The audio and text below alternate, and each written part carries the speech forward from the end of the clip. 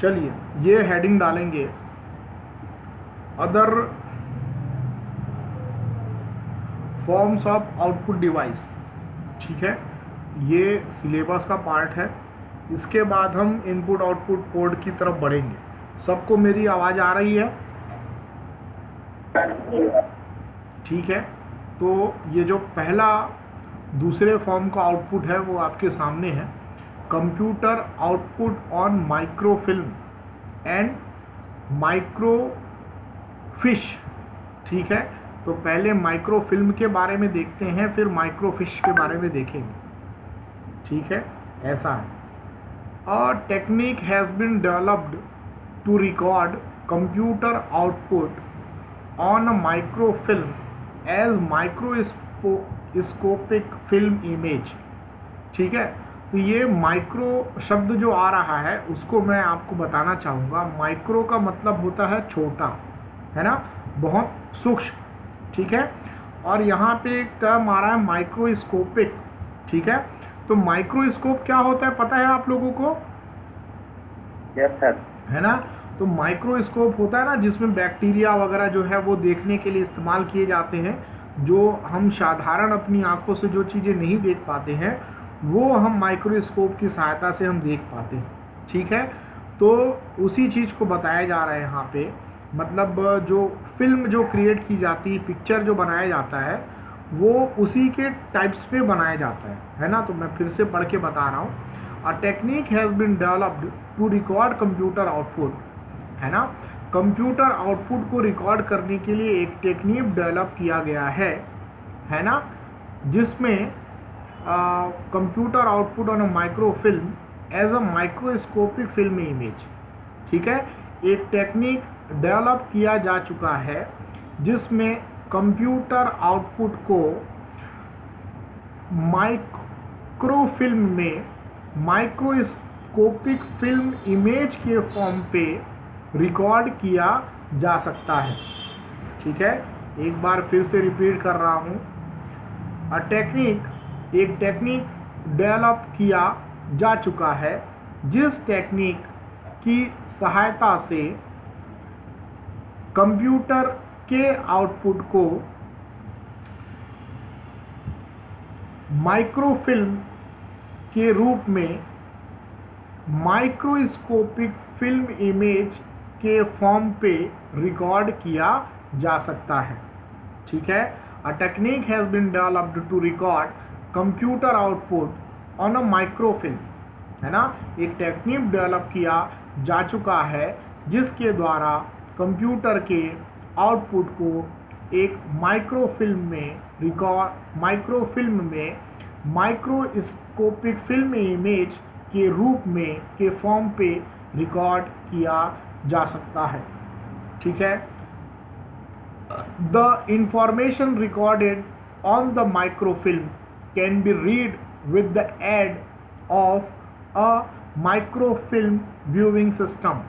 यहाँ पे एक ऐड करके लिखा हुआ है, AID ऐड, तो इसका मतलब होता है यंत्र। ठीक है, तो माइक्रोस्कोप भी एक यंत्र है, जैसे कि टीचिंग ऐड कहा जाता है, मतलब सीखने के लिए, पढ़ाने के लिए जो ऐड जो सॉफ्टवेयर या जो टेक्नोलॉजी का इस्तेमाल किया जाता है उसे ऐड कह दिया जाता है।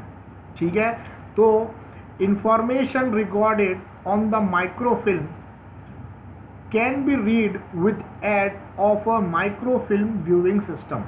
ठीक है, इंफॉर्मेशन जो कि माइक्रोफिल्म में रिकॉर्डेड है को माइक्रोफिल्म व्यूइंग सिस्टम ऐड की सहायता से रीड किया जा सकता है। A computer output is fast displayed on the CRT screen. Computer का आउटपुट पहले CRT स्क्रीन पर डिस्प्ले होता है। It is reduced in size 40 times or more than recorded on a roll or a sheet of microfilm। ठीक है, तो सबसे पहले कंप्यूटर का जो आउटपुट होता है वो CRT स्क्रीन पर डिस्प्ले होता है। ठीक है, उसके बाद इस आउटपुट को 48 गुना या 48 गुना या उससे भी ज़्यादा छोटा किया जाता है और उसके बाद इसे रोल या माइक्रोफिल्म के एक रोल या शीट पर रिकॉर्ड किया जाता है। ठीक है ना। तो जो हमारा जो इमेज होता है उस जितना बड़ा होगा उससे 48 गुना छोटा किया जाता है या उससे और छोटा किया जाता है और उसके बाद जो माइक्रोफिल्म की शीट होती है या रोल होता है उस पर उसे रिकॉर्ड किया जाता है। A high speed camera takes the photograph of the information displayed on the CRT screen।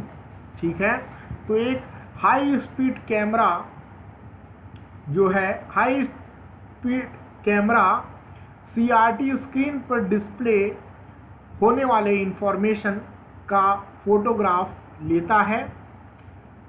This is very fast, और ये जो कैमरा होता है वो बहुत फास्ट होता है, 10 to 20 time faster than high speed printer. High speed printer के तुलना में यह 10 से 20 गुना ज़्यादा फास्ट होता है। The photographs can be taken at the speed of 32,000 lines per minute. ये जो फोटोग्राफ लिया जाता है उसकी स्पीड बताई जा रही है यहाँ पे। फोटोग्राफ्स 32,000 लाइन्स पर मिनट की स्पीड से लिया जा सकता है। As it is very costly, है ना, as it is very costly it is suitable for large volume of job.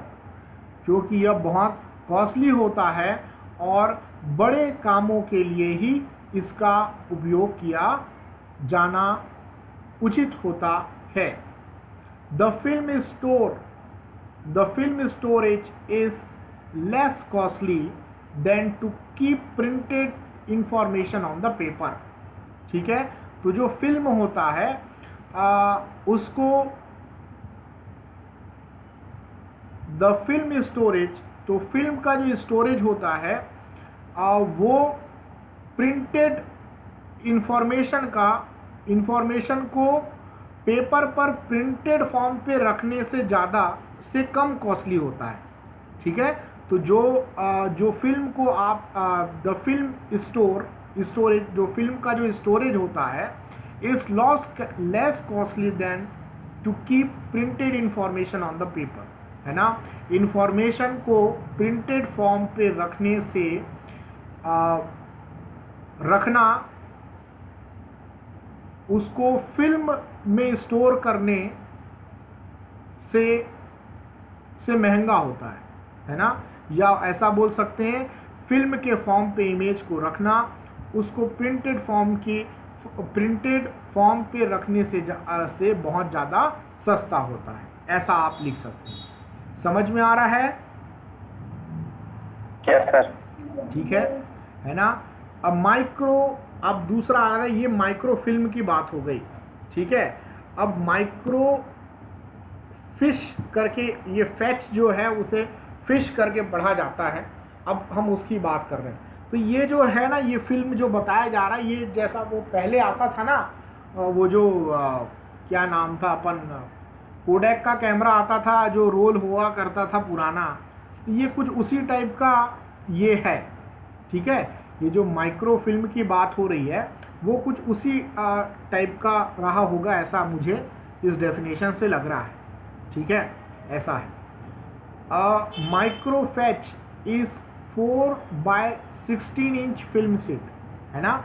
तो ये माइक्रो फैच जो है 4x6 इंच का, जो 4x6 बोला जा रहा है, मतलब 4 उसकी चौड़ाई है और जो 6 इंच है जो उसकी लंबाई है ना। Microfiche is a 4x6 inch film sheet. Microfiche जो है वो 4x6 इंच फिल्म शीट होता है। The word fiche is pronounce as fish. जो फैच वर्ड है उसे एज अ फिश प्रोनाउंस किया जाता है। It is a French word which means card यह एक फ्रेंच वर्ड है जिसका मतलब कार्ड होता है। A microfiche can store up to 270 pages of information.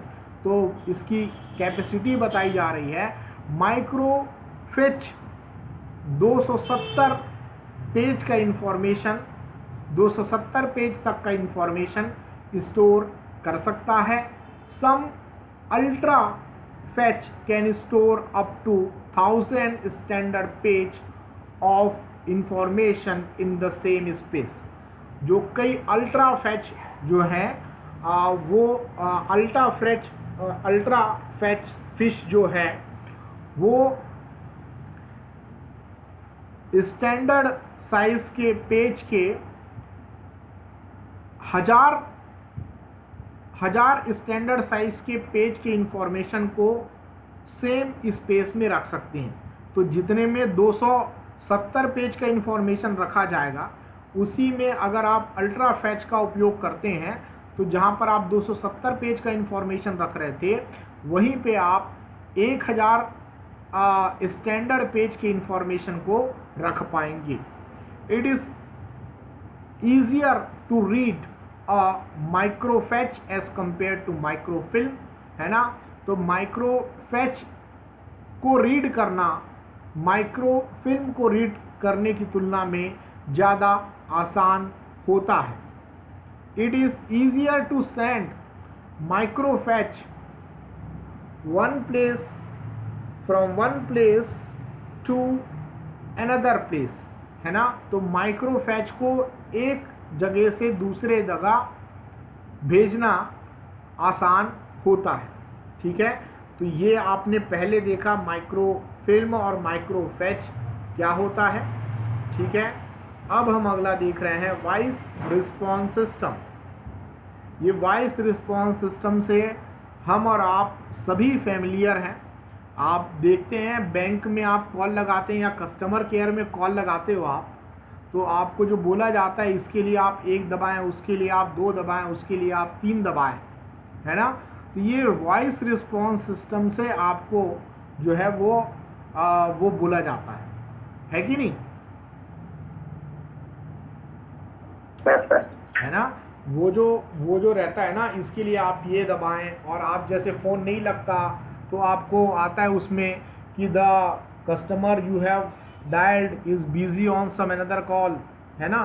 तो ये सब ऑटोमेटिक जो है वॉइस रिस्पॉन्स सिस्टम होता है, ठीक है, जो काम करता है ना। अगर हर जगह वहाँ पे एक पर्सन को बैठाया जाता तो कितने ज़्यादा मैन पावर की आवश्यकता हो, है ना, बहुत ज़्यादा लगता। लेकिन ये कंप्यूटराइज्ड जो ऑटो वॉइस रिस्पॉन्स सिस्टम होता है, उसकी सहायता से जो है ये जो कॉस्ट होता है, जहाँ पे एक आप इंसान बैठाओगे और एक मशीन बैठाओगे तो इंसान को सैलरी ज़्यादा देनी पड़ती है, उसको सैलरी देनी पड़ेगी, लेकिन मशीन को सैलरी देना पड़ेगा क्या? नहीं, उसको केवल क्या करना पड़ता है, वहाँ पे आपको उसको इलेक्ट्रिक सप्लाई देना है बस, बाकी वो अपना काम करेगा, ठीक है, और 24 घंटा काम करते रहता है। तो अब इसमें जो बुक में लिखा है ये चीज़ तो समझ में आ गई होगी वॉइस रिस्पॉन्स सिस्टम क्या है। तो अब हम इसमें जो लिखा हुआ है वो समझते हैं। Voice recognisation, voice input by a computer is difficult problem, while voice response, voice out is very simple, ठीक है। तो वॉइस को रिकॉग्नाइज करना या वॉइस को इनपुट लेना कंप्यूटर के द्वारा एक कठिन समस्या है या कठिन एक डिफ़िकल्ट प्रॉब्लम है, लेकिन वॉइस रिस्पॉन्स या वॉइस को आउटपुट करना बहुत ही सिंपल है, ठीक है। As the rule for producing voice through speaker और a telephone system can easily be formulated, ठीक है। तो स्पीकर या टेलीफोन सिस्टम के द्वारा वॉइस प्रोडक्शन के रूल को फॉर्मुलेट करना आसान होता है। A voice response system can easily be designed and developed. एक वॉइस रिस्पॉन्स सिस्टम आसानी से डिज़ाइन किया जा सकता है और डेवलप किया जा सकता है। ठीक है, अभी मैं यहीं पे आपको बताता हूँ कि ये इनपुट लेने से ज़्यादा आसान आउटपुट लेना क्यों है। इनपुट लेना, वॉइस इनपुट लेना जो है कठिन इसलिए है क्योंकि इंसान की जो आवाज़ होती है वो हर इंसान की आवाज़ अलग अलग होती है कि नहीं, है ना। सबके बोलने का जो आवाज़ होता है, जो बोलने की पिच जिसे कहा जाता है, वो अलग अलग होता है और सेम इंसान के बोलने का पिच भी अलग अलग होता है। अगर आप ज़ोर से बोलते हैं तो वो अलग से साउंड आएगा, अगर आप धीरे बोलते हैं तो वो एक अलग से साउंड आएगा, अगर आपका गला बैठा है तो आपका अलग साउंड आएगा। इसीलिए वॉइस रिकॉग्नाइजेशन जो है, वॉइस को एज अ इनपुट लेना कंप्यूटर के द्वारा, वो एक कठिन टास्क होता है। लेकिन अगर रिस्पॉन्स कराना है हमको तो वो एक सरल प्रक्रिया है क्योंकि उसमें चीज़ों को आसानी से फिक्स किया जा सकता है। ये बोलना है मतलब जो एक स्टैंडर्ड वॉइस होती है, जैसे आप जो आवाज़ आप टेलीफोन और इसमें सुनते हैं सभी को समझ में आता है। ठीक है, और जो अनाउंसमेंट चलता है क्या बोलते हैं एयरपोर्ट पर और रेलवे स्टेशनों में, वो आप आसानी से सुन पाते हैं और वो आप सबको समझ में आता है। तो उसको आउटपुट करना जो है वो आसान है, लेकिन रिकॉग्नाइज करना जो है वो एक मुश्किल टास्क है। ठीक है, तो यहाँ पर तो यही बताया गया कि स्पीकर या टेलीफोन सिस्टम के द्वारा वॉइस प्रोडक्शन के नियम को आसानी से फॉर्मुलेट किया जा सकता है और एक वॉइस रिस्पॉन्स सिस्टम आसानी से डिज़ाइन और डेवलप किया जा सकता है। A bank are the largest user of voice response technique. तो ये जो बैंक है वो वॉइस रिस्पॉन्स टेक्निक का एक बड़ा यूज़र है। दूसरे शब्दों में आप कह सकते हैं बैंकिंग के क्षेत्र में सबसे ज़्यादा वॉइस रिस्पॉन्स टेक्निक का उपयोग किया जाता है। The bank computer give voice response to telephone inquiry of customer regarding the present balance of their bank account. ठीक है, आप बैंक में कॉल लगाते हैं तो आप जब कॉल आप लगाते हैं, है ना, तो वो टेलीफोन से आपको मिला। Bank computer give voice response to, और जो कंप्यूटर है वो वॉइस रिस्पॉन्स जो है वो कस्टमर को देता है और वो बड़े आसानी से दे पाता है। ठीक है, तो a bank computer give voice response to telephone, है ना। अ बैंक का कंप्यूटर वॉइस कस्टमर को उसके बैंक अकाउंट के प्रेजेंट पोजीशन के अनुसार रिस्पॉन्स करता है। ठीक है, a bank computer give voice response to telephone comma inquiry of customer regarding the present balance of their bank account, है ना। तो बैंक का कंप्यूटर टेलीफोन या कस्टमर को उसके बैंक अकाउंट के प्रेजेंट पोजीशन के हिसाब से वॉइस रिस्पॉन्स देता है। The voice response system usually is considered for applications requiring low speed human machine interaction. ठीक है, the voice response system usually is considered for application requiring low speed human and machine interaction। ठीक है, तो क्या बोला जा रहा है, वॉइस रिस्पॉन्स सिस्टम को सामान्यतः एक ऐसे एप्लीकेशन के लिए आवश्यक होता है जहां पर मशीन और इंसानों का धीमे स्पीड में इंटरेक्शन होता है। ठीक है, the voice response system is usually is considered for application. तो वॉइस रिस्पॉन्स सिस्टम सामान्यतः उन एप्लीकेशंस के लिए प्रयोग किया जाता है जहां पर इंसान और मशीनों का धीरे स्पीड में इंटरेक्शन होता है। Auto response system is inexpensive, है ना। तो जो ऑटो रिस्पॉन्स सिस्टम होता है वो इनएक्सपेंसिव होता है ना, मतलब ज़्यादा एक्सपेंसिव नहीं होता। जैसे आपने फ़ोन लगाया, इसके लिए वो दबाव, ये ऑटोमेटिकली फिट रहता है उसमें, है ना। और कई बार जैसे अगर आप करंट बैलेंस जानना चाहते हो तो जो आपको करंट बैलेंस बताया जाता है तो वो इंसान के द्वारा नहीं बताया जाता, वो एक फिक्स जो है वो मशीन के द्वारा वो वॉइस रिस्पॉन्स आपको किया जाता है। इसीलिए ये सारी जानकारियाँ आपको आसानी से मिल जाती है। और वो हमेशा अगर जब भी आप कस्टमर केयर एग्जीक्यूटिव या किसी पर्सन से आपको बात करना आप चाहते हो तो उसका ऑप्शन वो सबसे आखिरी में देते हैं।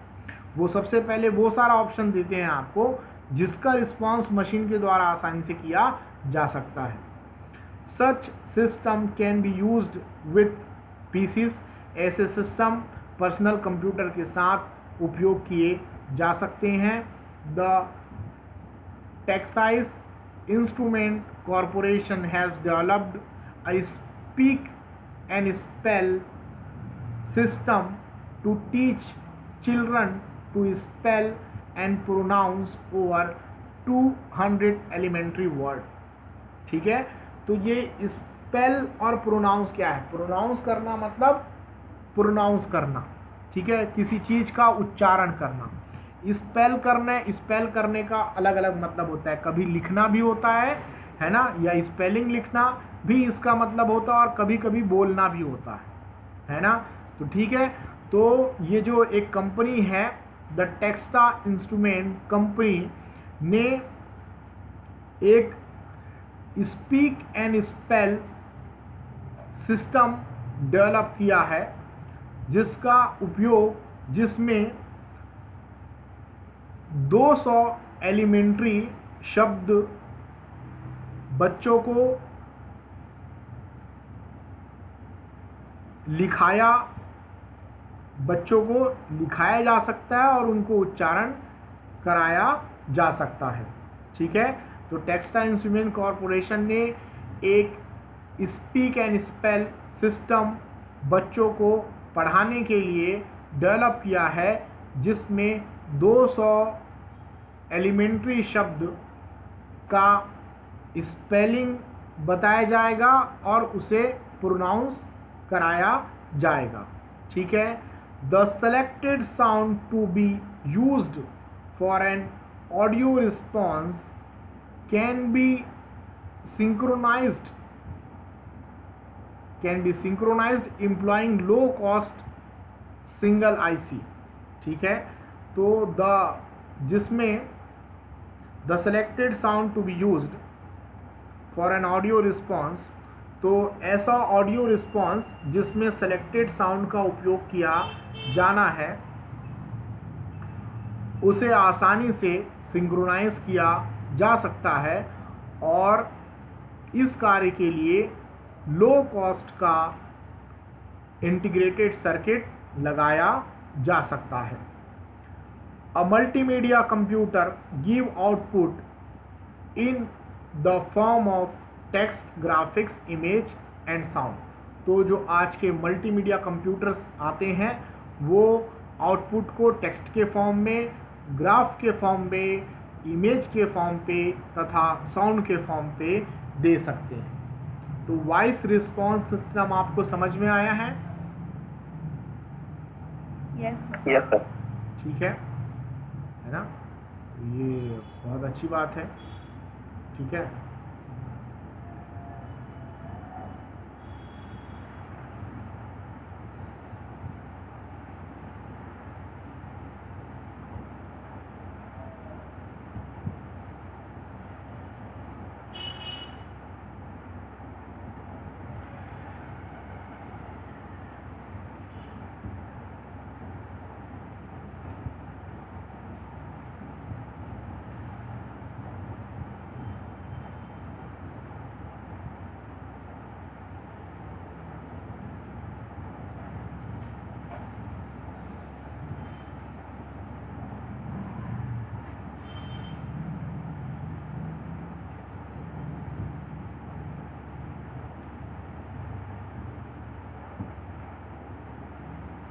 ठीक है, ये वाले वीडियो को यहीं पॉज करते हैं, फिर अगले वीडियो में बढ़ते हैं।